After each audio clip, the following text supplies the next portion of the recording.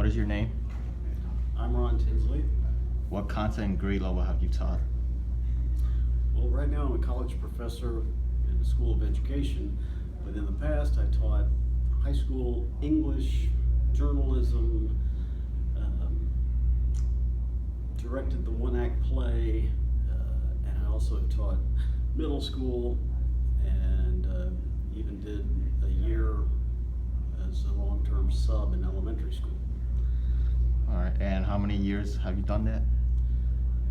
I've been teaching since 1991, so figure the math on that. And as a teacher, can you explain your personal learning network? My personal learning network is that I talk to people here on campus, colleagues. I listen in meetings to what colleagues have to say. I read a lot of newsletters and publications that come to me online, and try to stay up to date on what other people are trying to do in the field. It's not so much that things change, but people try new ways to do things that seem to work better from time to time. And the other thing in my personal learning network is I watch what my kids are doing at school.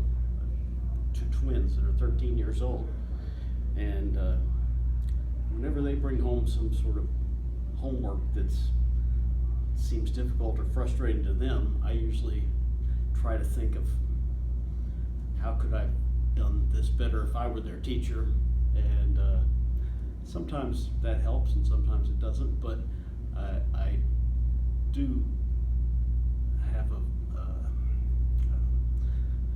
feeling for the teachers, because I know that they are doing as well as they can do, and sometimes they don't actually think through what will this assignment do when the student takes it home. What will they have to do in order to actually complete it?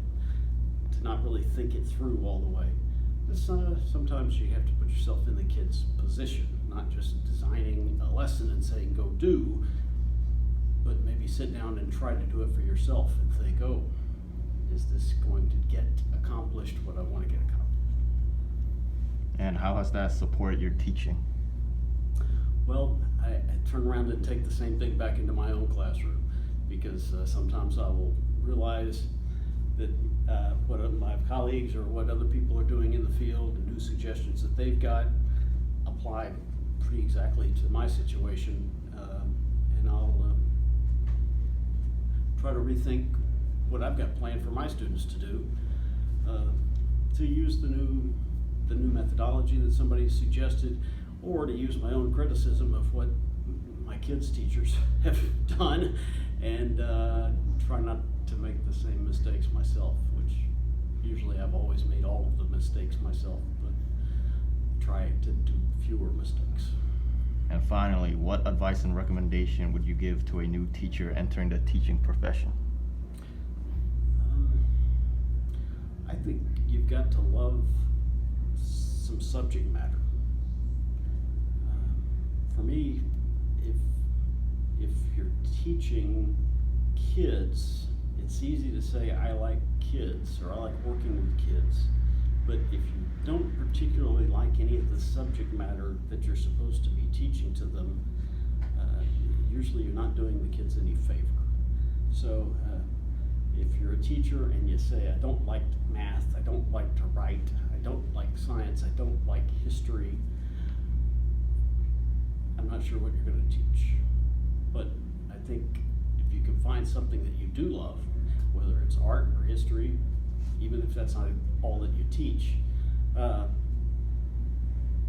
you got to have a passion for learning yourself, something that you want to know more about yourself, and that's contagious with the kids. May not be equal for every subject, but they can tell whether you want to learn anything yourself or not. And if you don't want to learn, they don't either. And do you have any recommendation for teachers on what to put on their personal learning network?